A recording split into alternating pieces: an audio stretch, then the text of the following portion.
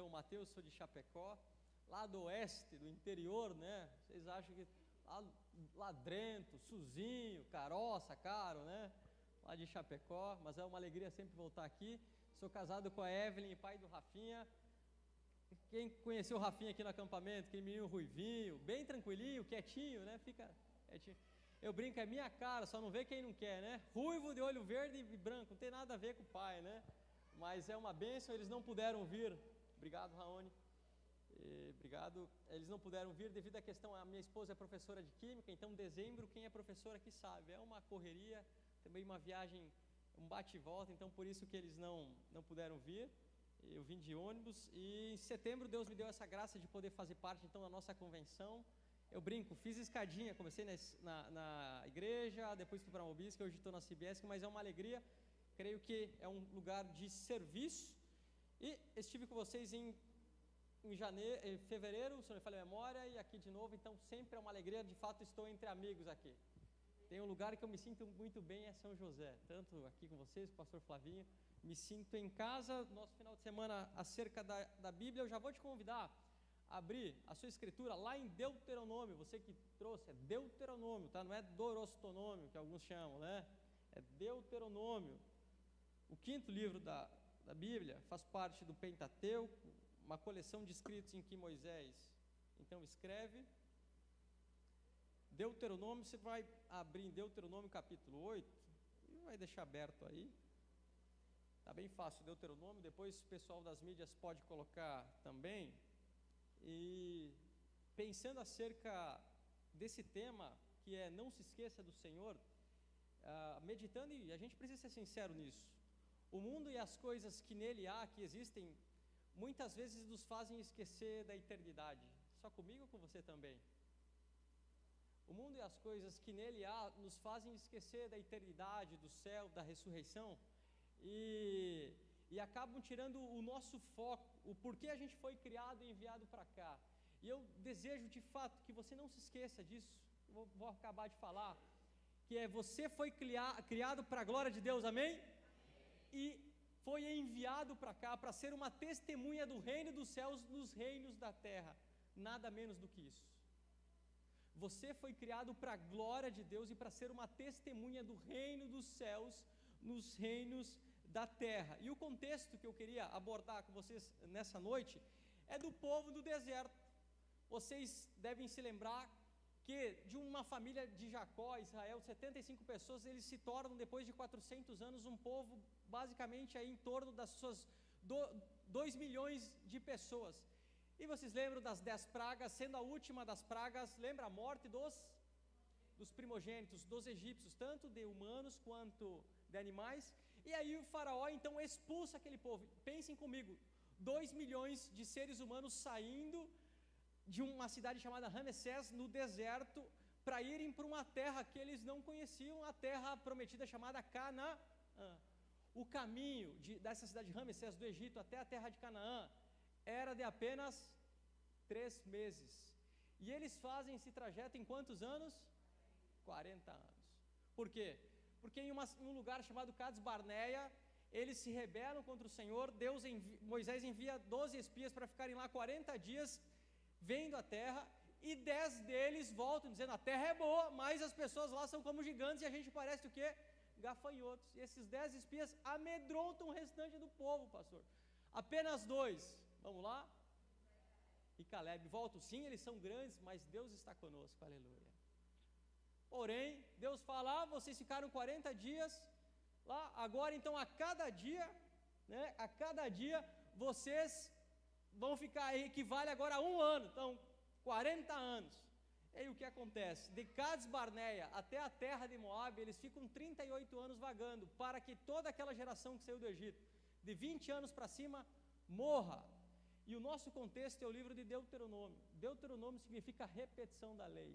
O que acontece? A geração dos pais morreram, e agora Moisés está repetindo a lei que falou no Monte Sinai, para a geração dos filhos, nas terras de Moabe, a leste do rio Jordão. E esse é o contexto que a gente vai ler então, Deuteronômio capítulo 8, que é o versículo 11 em diante. Vamos lá? Você pode ler comigo?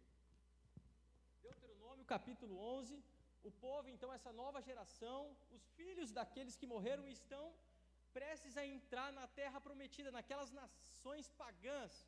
E Moisés está, então, reorientando o povo, né? Está fazendo a releitura da lei. E ele começa dizendo assim: tenham o cuidado de não se esquecer do Senhor seu Deus, deixando de cumprir os seus mandamentos, os seus juízos e os seus estatutos que hoje lhes ordeno.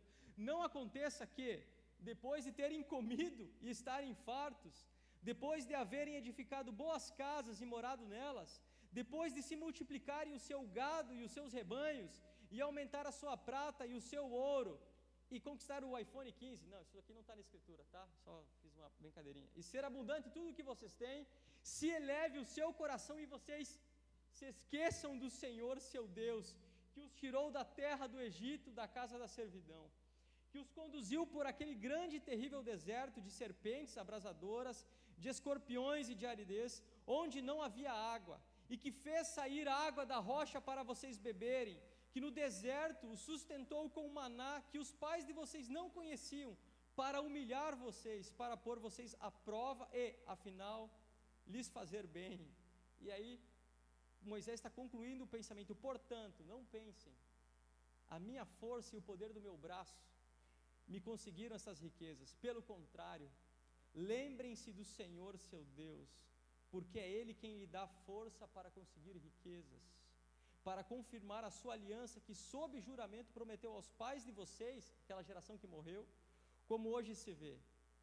Se vocês se esquecerem do Senhor seu Deus e seguirem outros deuses, os servirem e os adorarem, eu lhes asseguro que hoje vocês certamente serão destruídos. E a gente pode contextualizar aquela nova geração que está prestes a entrar na terra prometida e conviver com aqueles povos. É só atravessar o Jordão. A gente pode contextualizar isso dizendo que o que? Aquela porta ali é o Jordão. E hoje nós estamos aqui nas Campinas de Moabe. E quando terminar esse culto de jovens aqui, e você sair por aquela porta, você vai se encontrar com várias nações, com várias pessoas de costumes, fé e hábitos diferentes do teu. E Deus está falando, quando você atravessar ali, quando você passar o Jordão, Deus está falando: não se esqueça do teu Deus. Não se esqueça de que é filho e filha de Deus. Não deixem que os povos, né, a fé daqueles povos, das nações, essas nações, esses costumes podem estar dentro da tua própria casa. Não se esqueçam do Senhor. E Deus, alguns meses, ministrou no meu coração, através de um rapaz chamado Hiro, lá em Chapecó, um descendente de japonês, que é catador de latinha, e através do seu cachorro chamado Chorão. Depois eu fui entender por que o nome do cachorro era Chorão. Certa vez o Hiro, encontrei ele na rua, eu tinha muito tempo, fiz evangelismo urbano lá em Chapecó na rua, então conheci muitos moradores de rua. E fiz amizade com o Hiro, e ele precisava de um colchão, e tinha um colchão lá na igreja, e eu falei: vai lá na igreja, eu fico de manhã lá no meu gabinete pastoral lá, que é só uma mesa, só uma mesa. E aí eu falei: vai lá que tem um colchão na igreja. Ele foi lá, e ele veio com esse cachorrinho, o Chorão. Aí beleza, o Hiro entrou, e o Chorão entrou junto, beleza, ok, pegamos o colchão, coloquei. Ele morava, não era tão perto, acho que dava uns 2, 3 quilômetros ali da igreja. Eu falei: não, rapaz, coloca o colchão aí, pega as tuas coisas e vamos no meu carro. Colocamos o colchão, as coisas dele, entrou no meu carro, mas aí ele mesmo falou: não, deixa o Chorão aí, ele vai seguindo a gente. E de fato, entramos no carro, quando passaram-se umas 2, 3 quadras, eu olhei para o lado, olhei para trás, cadê o Chorão? Não estava mais lá. E a gente, ele falou: não, depois ele me acha. Deixei o Hiro lá na casa dele, lá com o colchão, com as coisas, voltei para a igreja, sentei na minha poltrona lá, na minha mesa, comecei a retomar a minha leitura da escritura. Daqui a pouco a porta fica trancada, uma porta de vidro, bem parecido como essa da igreja. Daqui a pouco eu começo a escutar uns barulhos na porta. Pensei: é vento, deixei, continuou. Quando eu fui lá, ver quem que era, quem que estava lá? O Chorão. Irmãos, ele ficou boa parte da manhã lá, rosnando, e ficava com as patinhas na porta. Está cheio de risco lá a porta. Quando vocês forem em Chapecó, vocês vão ver os riscos do Chorão lá. Ele não me deixou fazer o meu devocional. Eu tentava tocar, ele tentava, abrindo a porta, ele tentava entrar e eu trancava, porque a última lembrança dele foi de ter visto o dono dele, o Hiro, aonde? Na igreja. Acabou meu expediente, tranco a igreja, não estava mais lá, pensei, ele foi embora. Quando eu vou no estacionamento ao lado, quem que estava do lado na grama esperando ali? O Chorão. E quando eu escrevi esse sermão, não se esqueça do Senhor, eu penso que a gente deve ter um padrão de fé, não padrão FIFO, mas padrão Chorão, amém? Porque o Chorão não se esqueceu do seu dono. E essa, a mensagem que eu quero com vocês nessa noite, é entender de que primeiro, nós não nos esquecemos do Senhor guardando a palavra e vivendo-a, amém? Fale para a pessoa do seu lado, guarde a palavra e a viva. Guarde a palavra vivendo-a, e é isso que a gente lê no versículo 11, tenham o cuidado de não se esquecer do Senhor seu Deus, deixando de cumprir os seus mandamentos. Essa geração estava há 38 anos ouvindo sobre a lei, e vendo os milagres, e Deus está falando assim, cuidem, fiquem atentos. É por isso que pode parecer algo monótono, mas é necessário que todos os finais de semana e durante a semana a gente tenha contato com a Escritura, amém? Porque senão a gente vai se esquecer. Deus é inteligente, Ele sabe que se a gente não cultivar o hábito, a gente vai se esquecer da palavra. A gente vai se esquecer. Portanto, o que Deus está falando para essa nova geração? Que a etnia, a descendência de Abraão e as experiências do deserto não os faria guardar a palavra, porque a fé do outro não te salva, meu amigo e minha amiga. A fé do outro não te salva, a fé dos pais não iria salvar a fé dos filhos. Por isso que o alerta consiste em cuidar, porque a palavra cuidada e praticada torna-se um hábito e não uma mera lembrança. E você deve saber de que a lembrança de escovar os dentes não evitará cárie, concorda comigo? Não, a lembrança de escovar os dentes não vai evitar que você tenha cárie. Você precisa o quê? Escovar os dentes, e assim com a palavra de Deus o quê? Essa é a Escritura. Ela não pode estar na sua casa aberta no Salmo 23 ou no Salmo 91. A Escritura precisa se tornar palavra viva no nosso coração, amém? Palavra viva, palavra que transforma, palavra que muda o nosso coração. É isso que o salmista disse no Salmo 119, versículo 11, guardei a tua palavra para não pecar contra ti. 1 João capítulo 2, versículo 5, esse texto é lindo. O nosso irmão João diz assim, mas quem guarda a sua palavra, nele verdadeiramente tem sido aperfeiçoado o amor de Deus. Nós só sabemos que somos amados por Deus, de fato conhecemos o amor de Deus quando a palavra está no nosso coração. Nós de fato sentimos o amor de Deus e sabemos que é o amor de Deus, que não são as nossas emoções, quando a palavra está guardada no nosso coração, meus irmãos. Quem lembra do Senhor é quem guarda e pratica a palavra, e não quem tem uma camisa bonita da Unity ou do Vertical. Quem guarda a palavra e não se esquece do Senhor não é quem tem um boné escrito fé. Não me esqueço, há alguns anos, meu pai sofreu um golpe, e quem deu o golpe era o tecladista da nossa igreja.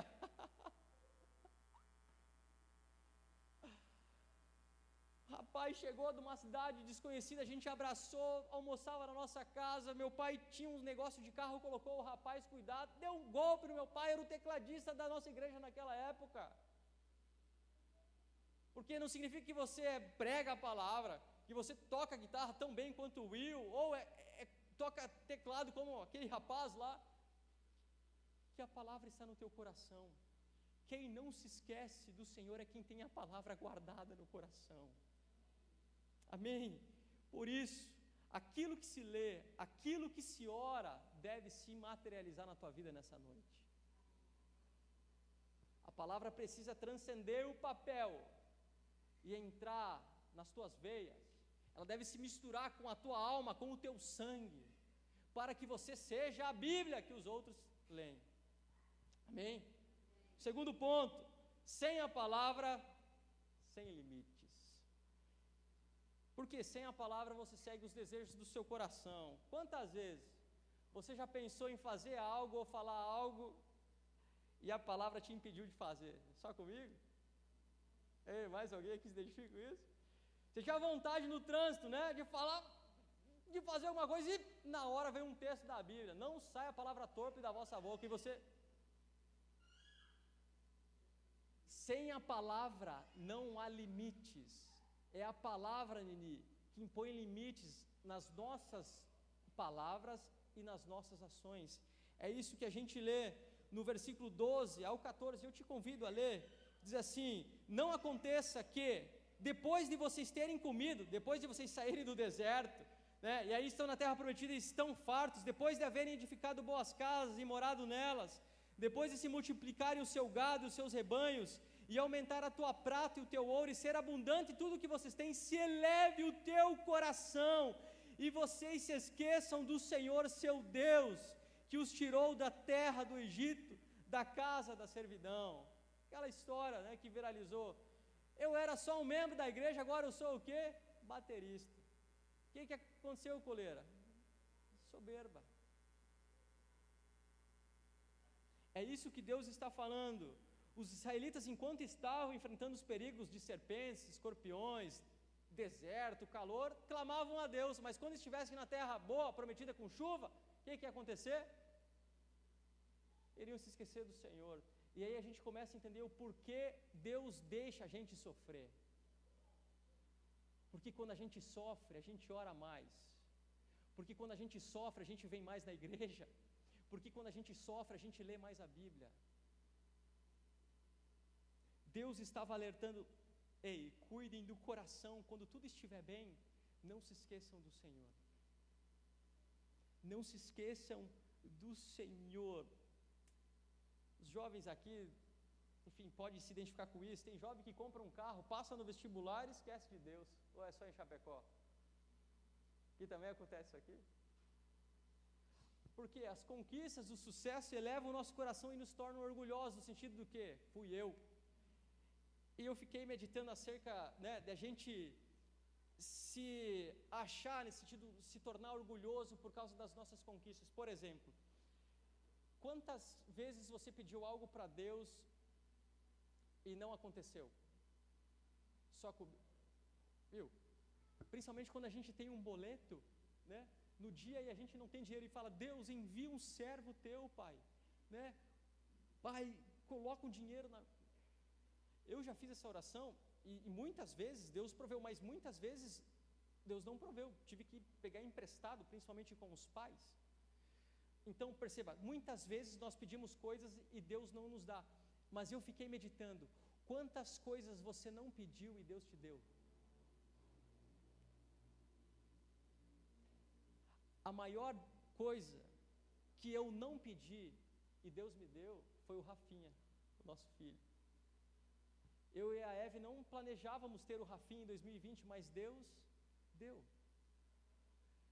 Porque não é a força do nosso braço, é Deus nos dando e cuidando de nós o tempo todo, amém? Quantas coisas você não pediu e Deus te deu, meu irmão, minha irmã?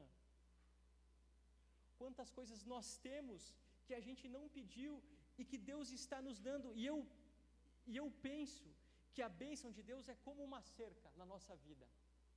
Às vezes não é Deus plantando coisas no nosso jardim, mas a bênção de Deus é a cerca.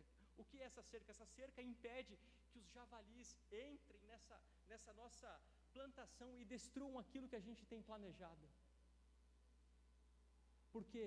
Porque é Deus quem cuida, Deus quem abençoa, Deus quem protege o seu povo. É isso que a gente lê no texto. Se você acompanhar comigo o versículo 15, Deus está dizendo: não foram vocês quem proveu a água no deserto, tem água no deserto, não foram vocês quem lhes deu o maná, e eu brinquei, lá não tinha o Nini, nem a empresa do Nini no deserto, né, Nini?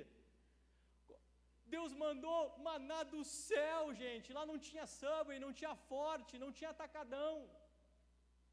Deus proveu, não foram os outros deuses que os livraram das serpentes, porque reconhecer Deus, galera, em tudo, impõe limites ao nosso coração e nos torna dependentes e humildes. Por quê? Sem a palavra você se torna o seu próprio Deus. Sem a palavra você se torna o próprio Deus. E eu cito de novo o exemplo do Rafinha. Quem aqui tem filho pequeno aqui? Ou já teve? Eu já teve. O Rafinha, criança pequena, é assim, está brincando com os seus brinquedos, daqui a pouco chega o pai, a mãe, ou principalmente os avós, né? Avós têm o costume, o hábito de dar presente toda semana, e dá um brinquedo novo para a criança. O Rafinha recebe um brinquedo novo, ele deixa os demais brinquedos, e às vezes deixa até o pai e a mãe, e fica o quê? Com um brinquedo novo. E às vezes a gente é assim também. A gente passa no vestibular, a gente conhece uma pessoa, se envolve num relacionamento, compra um carro, começa a ter uma oportunidade melhor de trabalho, e a gente faz o quê? Esquece Deus. Não tem mais tempo para a igreja, não tem mais tempo para ler a Escritura, não tem mais tempo de passar com os irmãos. E eu fiquei meditando, quem faz isso, meus irmãos, é criança. Adulto não faz isso. É criança que deixa todos os outros brinquedos e deixa os próprios pais para brincar com um brinquedo novo, não adulto. E era isso que Deus estava fazendo. Mesmo vocês recebendo o que estão recebendo de Deus, não se esqueçam do Senhor. Não se esqueçam do Senhor. Porque sem a palavra no coração, você se torna o seu próprio Deus. Segue o seu próprio caminho, segue o seu próprio ritmo. E a história conta de que certa vez um jovem sai da Inglaterra e vai em direção à Geórgia, nos Estados Unidos, numa embarcação no século XVIII. E eles estão nessa embarcação, esse jovem era um bispo anglicano, e ele está então fazendo a capelania daquela embarcação, e diz que no meio do caminho dá uma tempestade assim monstruosa, e aquele capelão que deveria encorajar os tripulantes, os marinheiros, fica o quê? Com medo, e os marinheiros começam a encorajar. O nome daquele jovem era o quê? John Wesley. Alguém já ouviu falar de John Wesley? Um dos maiores pregadores que já pisaram no mundo, o pai dos metodistas. Naquele tempo, John Wesley entendeu que a palavra não estava no coração, só estava na mente. E muitas vezes acontece isso com a gente. Nós temos o conhecimento de Deus só na nossa mente e não no nosso coração. Por exemplo, quem aqui no domingo saiu encorajado e na segunda-feira tudo aquilo que havia falado, orado, não conseguiu desempenhar? Mais alguém? Coleira, conta uma experiência aí pra gente, se você se lembrar. Não vai lembrar? São tantas, né? Alguém quer compartilhar algo nesse sentido? De que saiu encorajado, tinha o conhecimento do que deveria fazer, mas quando chegou em determinado momento, não conseguiu desempenhar? Sabia que Deus tinha o poder e que Deus tem o poder, mas na hora de exercer a fé não conseguiu. E aí entra uma frase que uma vez eu ouvi, de que a nossa fé é do tamanho de 45 centímetros, que é a distância do nosso cérebro para o nosso coração. Muitas vezes a nossa fé só está onde? Na mente. E não está no nosso coração. É por isso que a palavra precisa estar guardada dentro de nós, porque a palavra ela impõe limites, onde você se torna mais dependente e humilde do Senhor. Amém? E o último ponto aqui está no versículo 19, eu te convido a ler, não brinque. Não brinque. Vamos ler aqui, se vocês se esquecerem do Senhor seu Deus e seguirem outros deuses, os servirem e os adorarem, eu lhes asseguro hoje que vocês certamente serão destruídos. É o famoso sirvo a Deus e mais alguma coisa. Amo a Deus, mas não consigo deixar aquela coisinha. Nós vivemos hoje, meus irmãos, na Canaã 2023. A Canaã 2023, e eu fiquei meditando nisso, que se a gente não for destruído nessa vida, a gente certamente será na outra. Se a gente não for destruído nessa vida, nós seremos certamente destruídos na outra. Por quê? Porque no sentido de fidelidade, Deus não é inclusivo, é exclusivo, amém?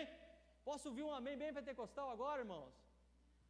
No sentido de fidelidade, Deus não é inclusivo, Deus é exclusivo, amém? Ele não irá tolerar outros deuses. É só Deus e mais ninguém. Não terás outros deuses diante de ti. Não terás outros deuses diante de ti. Deus, na questão de adoração, de fidelidade, é exclusivo. E em 2012 comecei a ler a Bíblia, Deus me salvou no acampamento de carnaval. E em 2012 comecei a ler a Bíblia, e a primeira vez que eu li a Bíblia, li em alguns meses. Aquela fome, aquela paixão de o tempo inteiro estar lendo a Escritura. Terminei de ler a Bíblia em alguns meses, comecei a namorar. E eu propus no meu coração, diante de Deus, Senhor, agora que eu comecei a namorar, eu vou diminuir o tempo de leitura da Bíblia para o que? Me dedicar ao namoro. Sabe quanto tempo durou meu namoro? 1 mês. 1 mês. Porque com Deus não se brinca. Deus não queria o resto do Mateus, Ele queria o Mateus por inteiro, e Ele te quer por inteiro nessa noite. Eu propus no meu coração, Senhor, já li a Bíblia uma vez, já conheço os textos, agora eu vou diminuir a intensidade para me dedicar ao namoro. Deus me deixou namorar 1 mês só, e me fez sofrer 1 ano e 4 meses. E eu brinco, dor de amor não mata, mas quase mata, hein? Quase mata, porque eu resolvi brincar com Deus. Senhor, vou continuar te servindo, vou continuar indo na igreja, além da tua palavra orando, mas vou diminuir, porque vou me dedicar mais a essa situação, vou me dedicar mais ao namoro, ao trabalho, aos estudos, à família, e a gente começa a dar os restos para o nosso Deus, e Ele diz, não terás outros deuses diante de mim. Oh, meus irmãos, Ele nos quer por inteiro, amém? Portanto, é Deus quem te dá força para trabalhar. Esse texto é tão lindo, que é o versículo 18, porque é Ele quem lhes dá força para conseguir riquezas, porque uma simples doença, uma enchente, como a gente está sofrendo no nosso estado, um golpe, como aquele tecladista deu no meu pai, pode tirar tudo que a gente plantou, num piscar de olhos. Uma doença pode te deixar acamado para o resto da vida. Por isso é Deus quem nos dá força para trabalhar. Segundo, Deus confirma a aliança com juramento. Ele jurou a Abraão que daria a terra prometida e Ele a deu, amém? Hoje, Ele faz uma aliança com nós por meio do Filho, que morreu por mim e por você. Por quê? Porque Deus é fiel ao que prometeu. E eu fico pensando, e a gente, como é pastor, a gente escuta bastante coisa. Pediu e não recebeu, continue fiel, amém? Foi fraco esse amém agora, hein? Tem muita gente que não recebe o que pede e faz o quê? Vai embora, menino. O interessante é que todas as promessas que Jesus fez se cumprirão, amém? Todas, todas. E terceiro, Deus não poupará os que resistem à sua voz. Não brinque com o pecado e nem com os ídolos. Por quê? O pecado ele deve ser visto como um animal selvagem. E animal selvagem você mata ou foge. O problema é que muitas vezes a gente trata o pecado como animais de estimação. A gente passa tempo, convida para dar banho, brinca, mas o pecado é um animal selvagem. E animal selvagem você mata ou você foge. Pouco tempo recebi uma mensagem de um jovem que tinha problema com pornografia e nascido de novo, mas ele não conseguia se libertar desse vício. E ele me mandou essa mensagem que eu quero ler para vocês na íntegra. E ele escreveu assim: orei para que Deus derramasse o seu espírito para que eu não pecasse mais contra ele. Às 2h30 da manhã eu pensei que ia morrer. O meu peito começou a arder, pastor. Começou a doer, e eu comecei a ler a Bíblia e a orar em voz alta, e foi tão forte que eu pensei que ia morrer. Parecia que uma mão que pegava fogo tinha agarrado o meu coração. Desde aquele dia, senti o domínio próprio, amém? Hoje, não deixei de sentir apenas o desejo, mas a autoridade que o vício tinha sobre mim, aleluia. Sinto que o vício foi tirado. me sinto uma nova pessoa, me sinto completo.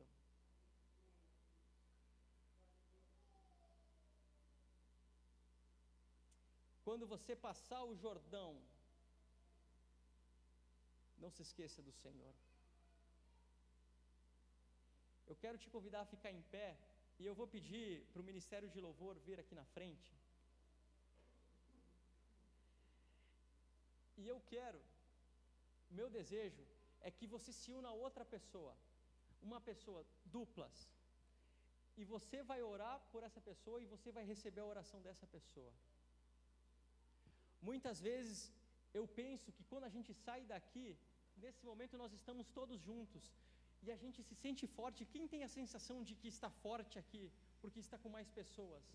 Mas quando a gente passa o Jordão, muitas vezes a gente se sente sozinho, e a gente acaba se esquecendo do Senhor, porque a gente pensa que não tem ninguém do nosso lado. Mas essa noite você vai orar para que essa pessoa, ela tenha o entendimento de que você estará com ela quando passar o Jordão, amém? Quando passar o Jordão ali na porta, você vai poder ligar para essa pessoa, orar com essa pessoa, e ela vai orar por você e vai te dar força, para que você não se esqueça de que é filho e filha de Deus, amém? Se junte a uma pessoa. Eu quero conduzir, o pessoal pode ir fazendo um fundo, e eu quero orar com vocês, e você vai orar para a pessoa que está do lado, você vai orar e vai receber oração, dizendo: não se esqueça do Senhor.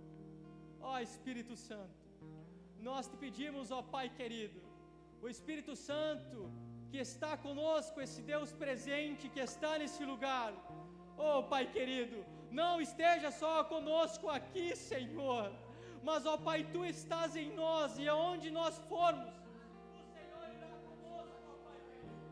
Encha-nos, Senhor, nesta noite, para que quando a gente saia desse lugar, ó Pai querido, para quando, Pai, nós saiamos dessa porta, desse Jordão, nós entendamos que somos Teus filhos e filhas, ó Pai, e quando nós nos sentirmos sozinhos, pensando em, Pai, desistir, nós lembraremos que há mais pessoas, ó Pai, do nosso lado, Senhor, que nós temos irmãos, que nós temos amigos, ó Pai, que passam pelas mesmas situações que nós passamos, e que por causa do Espírito Santo podem nos dar uma mensagem de encorajamento, ó Pai querido.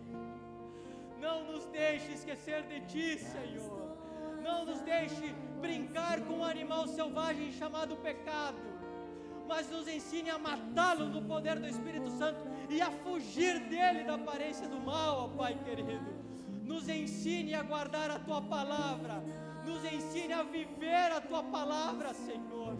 Guarde, Pai, a Tua palavra no nosso coração e imponha limites no nosso coração, para que não venhamos, ó Pai, a nos afastar de Ti, Senhor, a não deixar que os costumes, Senhor, Pai, os costumes ímpios, pagãos, Senhor, das outras pessoas, venham a entrar no nosso coração e na nossa casa, Senhor. Nós decidimos, aonde estivermos, Senhor, sermos o Teu povo. Por isso, nos encoraje nessa noite, ó Espírito Santo, nos dê a fé necessária, nos dê o poder, Senhor, nos dê a graça, Senhor, Pai querido, para que não venhamos a pecar contigo, que não venhamos a só sermos fiéis aqui, mas sermos infiéis no nosso trabalho, na nossa casa, na faculdade, ó Pai querido. Ó Espírito Santo, guarde a Tua palavra no nosso coração, para que não venhamos a pecar contra Ti, ó Deus bendito. Enche-nos, ó Pai querido, nessa noite, Senhor. Enche-nos com a Tua presença, e que venhamos a ser as Tuas testemunhas, ó Pai, em Santa Catarina, em São José, ó Pai querido, no litoral, no oeste catarinense, nesse país aonde o Senhor nos enviar. Encha os Teus filhos nesse lugar, Senhor. Encoraje aqueles que estão abatidos nessa noite, Senhor. Faça com que aqueles que ainda não têm a Tua palavra no coração, hoje, Senhor, tenham a Tua palavra guardada, Senhor, no coração, ó Espírito Santo. Nos ensine a guardar a Tua palavra, Pai.